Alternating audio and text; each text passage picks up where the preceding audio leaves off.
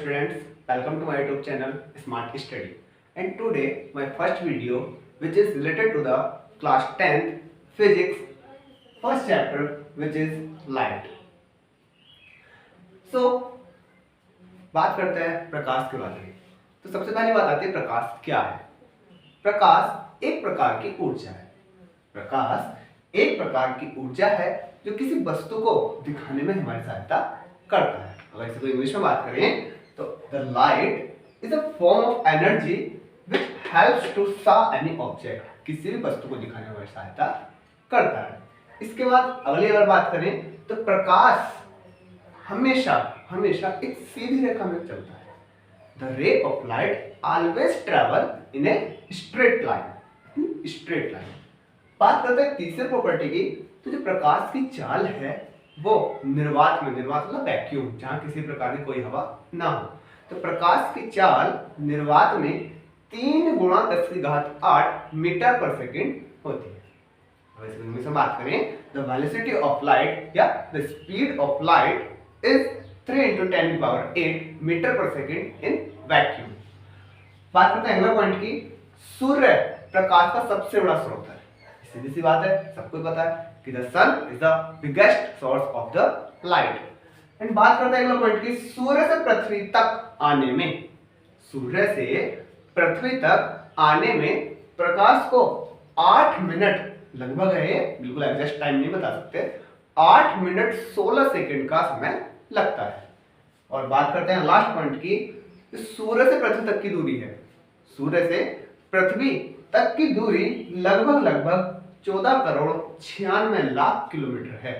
अब यहाँ पे हमारा एक पॉइंट है कि प्रकाश की चाल निर्वात में 3 गुणा 10⁸ मीटर पर सेकेंड होती है और ध्वनि की चाल मतलब वॉइस की जो स्पीड होती है 332 मीटर पर सेकेंड।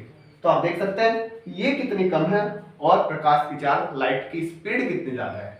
और हमें लाइव एग्जाम्पल देखने को मिलता है जब बरसात के मौसम में बिजली गिरती है तो हमें पहले लाइट दिखाई पड़ती है, उसके बाद हमें वॉइस सुनाई देती है बिजली की, है ना। तो हमारे पास लाइव एग्जाम्पल हो सकता है।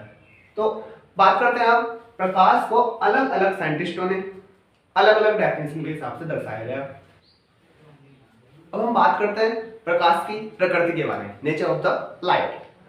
अलग अलग टाइम पे अलग अलग साइंटिस्टों ने प्रकाश की प्रकृति को बताया। जैसे कि सबसे पहले हमारे साइंटिस्ट थे न्यूटन, जिन्होंने बताया जो हमारा प्रकाश है, जो हमारा लाइट है, वो छोटे छोटे पार्टिकल्स के रूप में चलता है, छोटे छोटे कणों के रूप में चलता है। इसीलिए इनके सिद्धांत को नाम दिया गया कणिका सिद्धांत। कभी कभी क्वेश्चन आता है कि कणिका सिद्धांत का प्रतिपादन किसने किया था, तो वो थे हमारे न्यूटन।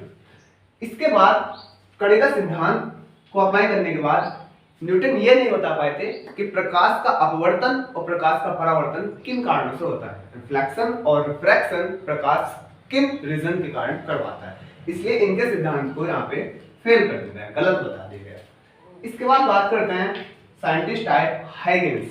हाइगेंस ने बताया कि जो हमारा प्रकाश होता है वो यांत्रिक तरंगों के रूप में चलता है, मैकेनिकल वेव के रूप में चलता है। अब यांत्रिक तरंगें क्या होती है? यांत्रिक तरंगें और वैद्युत चुंबकीय तरंगें, दो प्रकार की तरंगें होती हैं। एक होते हैं यांत्रिक तरंगें और दूसरे होते हैं वैद्युत चुंबकीय तरंगें। मैकेनिकल वेव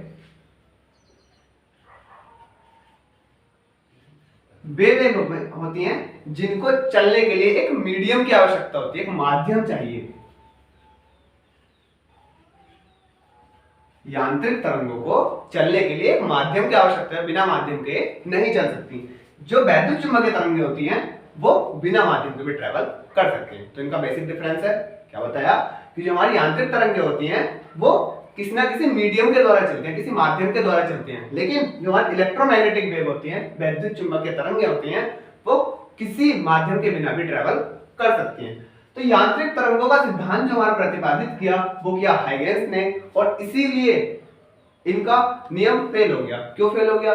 क्योंकि जब प्रकाश सूरज से लेके और पृथ्वी तक आता है तो वहां वैक्यूम है, वहां पे कोई माध्यम है ही नहीं।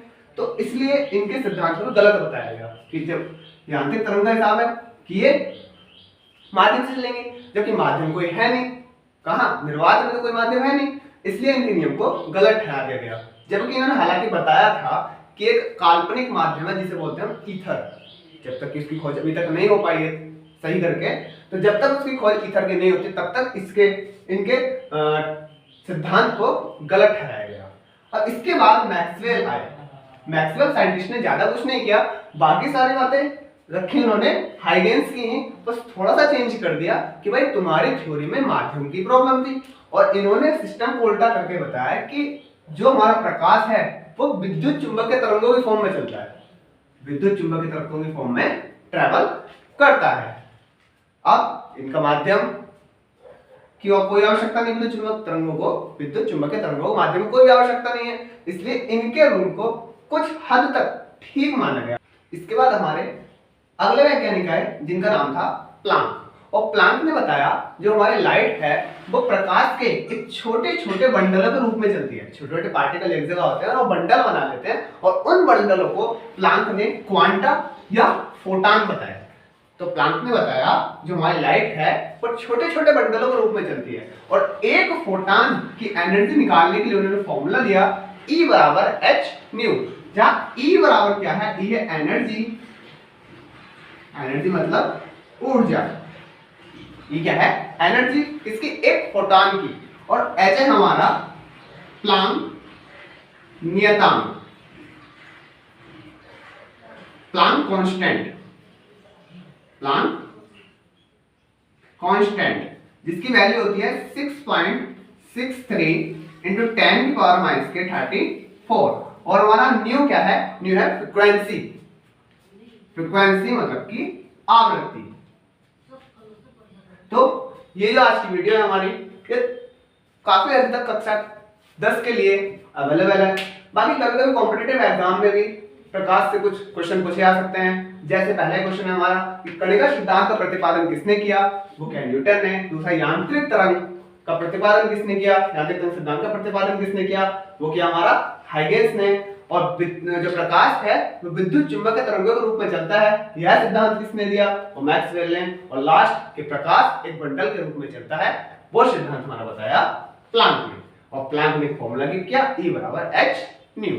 तो thanks for watching this video, and आज की वीडियो को यहीं पे फिनिश करते हैं। अगली वीडियो में बात करेंगे प्रकाश के परावर्तन के बारे में।